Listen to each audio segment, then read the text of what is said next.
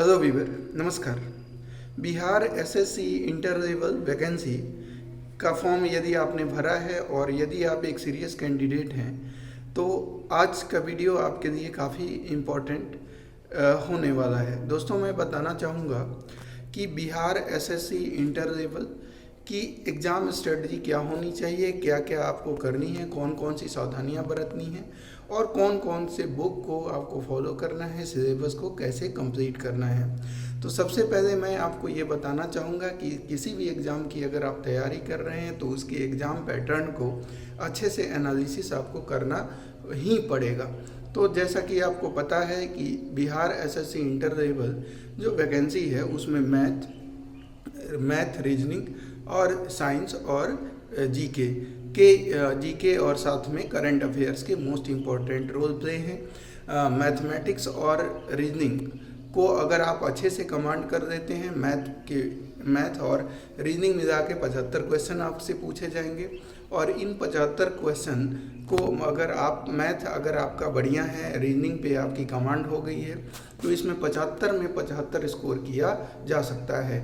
वहीं हम साइंस की बात करें तो साइंस का सिलेबस थोड़ा सा जो है बड़ा है, लेकिन आपको पता है कि 25 क्वेश्चन उधर से आने हैं और 50 क्वेश्चन बाकी जीके जीएस से आने हैं। तो दोस्तों, इसके लिए आपको क्या करना चाहिए? तो सबसे पहले मैं ये कहूँगा कि आपको अगर आपने अभी से अगर तैयारी शुरू करनी है तो भी आपके पास अच्छा खासा समय है, या यदि आपने तैयारी कर लिया है पहले से तो अब क्या करना चाहिए उसकी भी बात हम कर देते हैं। सबसे पहले मैं बताना चाहूँगा कि वो कैंडिडेट जो अभी से एग्ज़ाम की तैयारी शुरू करना चाहते हैं उनके को क्या करना चाहिए। तो उनको सबसे पहले जो है मैथ का ज़्यादा तौर पे मैं ये कहूँगा कि कोई भी आप एक जो है बुक उठाइए। ख़ास तौर पे राकेश यादव पब्लिकेशन की बुक आती है अर्थमेटिक और एडवांस करके, तो अर्थमेटिक्स आप बुक उठाइए चैप्टर वाइज, पहले उसके कॉन्सेप्ट को पढ़ लीजिए और उसके बाद जो है उसके PYQ SSC का क्वेश्चन बैंक उठा दीजिए किसी भी पब्लिकेशन की और उसको लगा डालिए, वहाँ से आपका मैथ क्लियर हो जाएगा।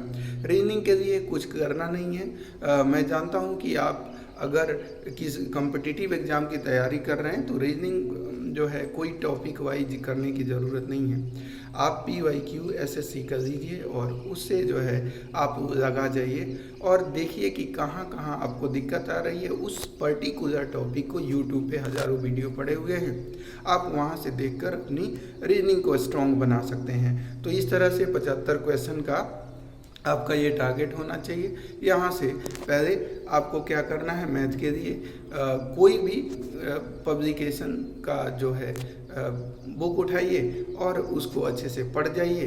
पढ़ने के बाद PYQ SSC का कोई भी प्रीवियस ईयर क्वेश्चन बैंक उठाइए, उसको लगा जाइए।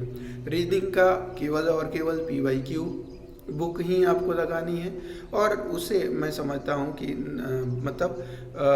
जो डाउट है तो उसी के लिए पर्टिकुलर आप टॉपिक का वीडियो देख लीजिए, उससे आपका डाउट क्लियर हो जाएगा। तो ये तैयारी हो गई। अब साइंस के लिए क्या करें? तो साइंस के लिए आपके पास अच्छा खासा समय है। 9th 10th ख़ास तौर पे आप NCERT बुक को फिजिक्स केमिस्ट्री बायो के लिए 9th 10th को अच्छे से पढ़ लीजिए और पढ़ने के बाद जो है आप PYQ क्वेश्चन बैंक साइंस का उठा लीजिए, या बहुत सारे मार्केट में बुक अवेलेबल हैं NCERT बेस्ड जो बुक हैं MCQ के, वो चैप्टर वाइज अवेलेबल हैं, आप उसको लगा जाइए। जैसे कि रुक्मणी पब्लिकेशन या प्लेटफॉर्म पब्लिकेशन ने भी एक बुक लॉन्च की है NCERT नाम देकर, तो उसको भी आप लगा सकते हैं। मार्केट में दृष्टि की भी बुक आती है, अरिहंत पब्लिकेशन की भी बुक आती है, तो उसको आप लगा देंगे क्योंकि सारे NCERT सार संग्रह ही होते हैं। तो महेश कुमार बर्णमाल की भी बुक आती है, तो उसको लगा जाइए, कहीं दिक्कत नहीं आएगी। अब GK GS की बात करें दोस्तों तो लूसेंट आप ले सकते हैं। लूसेंट के से बेहतर बुक कोई नहीं है। अगर आपने थ्योरी नहीं पढ़ी है तो सब्जेक्टिव और ऑब्जेक्टिव दोनों आप बुक ले सकते हैं। लूसेंट ले लीजिए और लूसेंट से पहले सब्जेक्टिव उसको थ्योरी पूरे पढ़ जाइए और उसके बाद जो है लूसेंट का ऑब्जेक्टिव आता है, उससे अपना पूरा जो है ऑब्जेक्टिव वो बुक जो है काफ़ी है आपके जीके जीएस के लिए, ठीक है। तो उससे आप अपनी तैयारी को मजबूती दे सकते हैं। साथ ही करंट अफेयर्स के लिए एडिटोरियल या स्पीडी पब्लिकेशन की जो मंथली मैगजीन आती है उस पर आपको कमांड बनानी पड़ेगी। अगर उस पर कमांड बना देते हैं तो यकीन मानिए कि आपका एक सीट पक्का होने से कोई नहीं रोक सकता। तो दोस्तों, इस तरह से मैंने आज की स्ट्रेटजी बताई। वीडियो कैसा लगा?